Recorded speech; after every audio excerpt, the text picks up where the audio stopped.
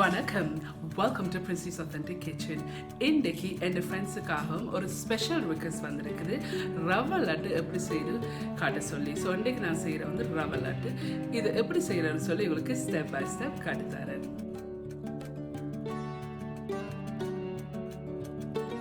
Subscribe to my channel and hit the bell icon to get notified any updates. சீனியை வந்து இந்த கிரைண்டரில் போட்டு வச்சுருக்கிறேன். இதை வந்து ஆகலம் பட்டை வந்து நாங்கள் அரைக்கக்கூடாது. ஜஸ்ட் ஒரு கொஞ்சம் நடுவில் அரைச்செடுப்போம். 15 செகண்டாக இந்த கிரைண்டரில் போட்டு அரைச்சிருக்கிறேன்.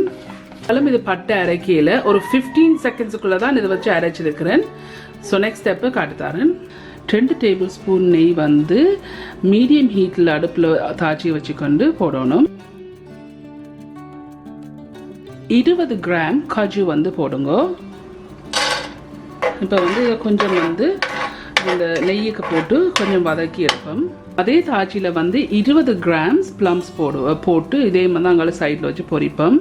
20 கிராம் ரேசன்ஸ் இருக்குது. இந்த காஜு வந்து நல்லா கோல்டன் ப்ரௌனாக பொரிஞ்சு வந்துட்டுது. இப்போ வந்து இதை எடுப்போம். என்ன நேரம் தேவையில்லை.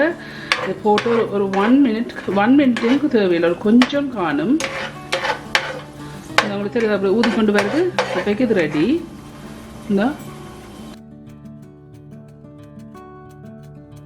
ஓகே, இப்போ வந்து ஹீட்டை வந்து லோ அண்ட் மீடியத்தில் வச்சுக்கொண்டு இதில் வந்து 2 கப் ரவை இருக்குது.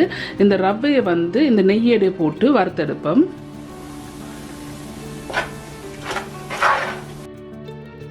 லோக்கு மீடியத்துலேயும் வச்சோன்னு கருக்க விடாமல் இதை வந்து வறுக்கணும். ப்ரௌனாக வரக்கூடாது. இதை வந்து மீடியத்துக்கும் லோ ஹீட்டுக்கும் இடையில விட்டு ஒரு 4-5 நிமிஷம் வறுத்தீங்கன்னு சொன்னால் தாராளமாக வறுந்துடும். கை விடாமல் வந்து 4 நிமிஷமாக இதை மீடியத்துக்கும் லோ ஹீட்டுக்கும் இடையில விட்டு வறுத்துருக்கிறேன். கண்டிப்பாக வந்து நீங்கள் கை விடாமல் இது வறுக்கணுமேன்னு சொன்னால் அந்த கலர் மாறக்கூடாது. ப்ரௌன் கலராக ஆகக்கூடாது. இப்படி வறுத்தொன்று கேட்க எடுத்து வாயில் வச்சிங்கன்னு சொன்னால் மொரண்டு கடிபடும். இந்த மொரண்டு கடிபடைக்கு வந்து இது ரெடி. எனக்கு இன்னும் 1 நிமிஷம் வந்து இதை நான் வறுக்கணும்.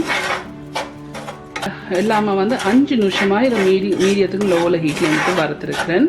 இப்போ இது ரெடி.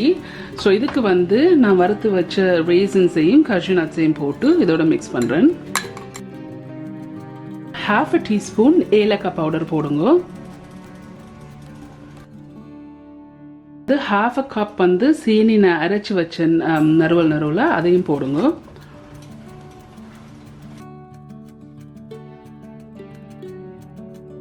கைவிடாமல் இதை கிளறிக்கொண்டே இருக்கணும். டின்பால் போட்ட பிறகு இதை வந்து நல்லா டின்பால் போட்டு மிக்ஸ் பண்ண பிறகு இதை டக்குன்னு எடுத்து நாங்கள் எவ்வளோ சீக்கிரமாக பிடிக்கிறோமோ அவ்வளோ சீக்கிரத்துக்கு நல்லோம். 1/4 கப் டின்பால் இருக்கு. இதையும் போட்டு இதை மிக்ஸ் பண்ணி போடுவோம்.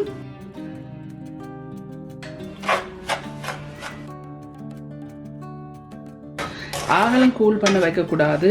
கொஞ்சம் உங்களை கைக்கு பிடிக்க மாதிரி வரைக்கும் வந்து இது வந்து நாங்கள் ரவுண்டாக பிடிக்கணும். வந்து பசுப்பால் 1/3 கப் பசுப்பால் இருக்குது. ஆனால் நான் இதை வந்து கொஞ்சம் கொஞ்சமாக விட போகிறேன். அது பிடிக்கிற தன்மை வர வரையும் கொஞ்சம் கொஞ்சமாக விட்டு மிக்ஸ் பண்ணுங்க. எனக்கு இது கூட வந்து இப்போ டின்பால் விட விருப்பம் இல்லை. இந்த சரியான இனிப்பு. ஸோ அதெல்லாம் நான் இப்படி தான் செய்கிறேன். நான்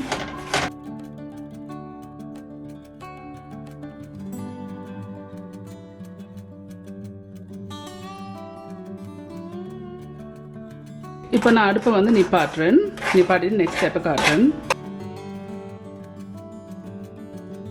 ஸோ இதாக இருக்குது. சரியான சூடு என்றாலும் இதை நாங்கள் வந்து கொஞ்சம் இன்னும் கொஞ்சம் பால் சேர்த்து தான் பிடிக்கணும்.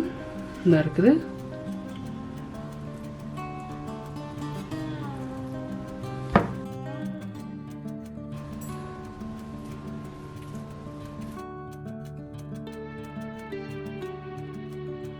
இறுக்கி பிடிச்சு தான் பிடிக்கணும். சரி,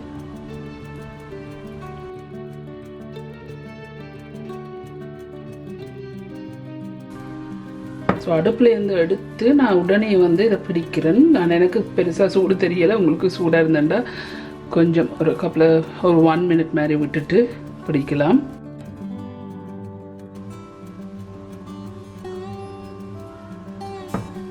நீங்கள் கையால் பிடிச்செடுக்கலாம்.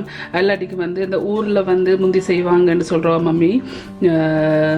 பால் சின்ன பிள்ளைகளோட பாலுக்கு வர டின்னுக்குள்ள வந்து சின்ன குண்டு கரண்டி மாதிரி வரும்.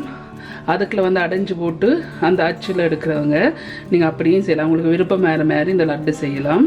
நல்லா அமர்த்தி பிடிச்சிங்கன்னு சொன்னால் தான் உடையாது.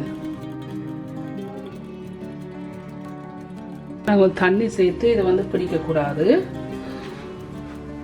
முதல்ல ஒரு 1 tablespoon மாதிரி தான் இதுக்குள்ள விட்டு நான். ஸோ இன்னும் பிடிக்கக்கூடிய தன்மை இருக்குது.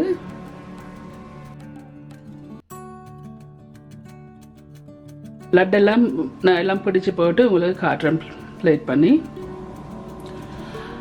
ஓகே ஃப்ரெண்ட்ஸ், இதுதான் இந்த லட்டு. ஓகே ஃப்ரெண்ட்ஸ், இந்த லட்டெல்லாம் செய்து முடிஞ்சது. நல்ல டேஸ்ட்டாக வந்திருக்கு. கட்டாயி நீங்கள் ட்ரை பண்ணி பாருங்கள். உங்களுக்கு ரொம்ப ரொம்ப பிடிக்கும். உங்களுக்கு வந்து இந்த வீடியோ பிடிச்சிருந்தேன்னு சொன்னால் தம்ஸ் அப் பண்ணுங்கள். உங்களுக்கு காமெண்ட்ஸ் எல்லாம் கீழே விடுங்க.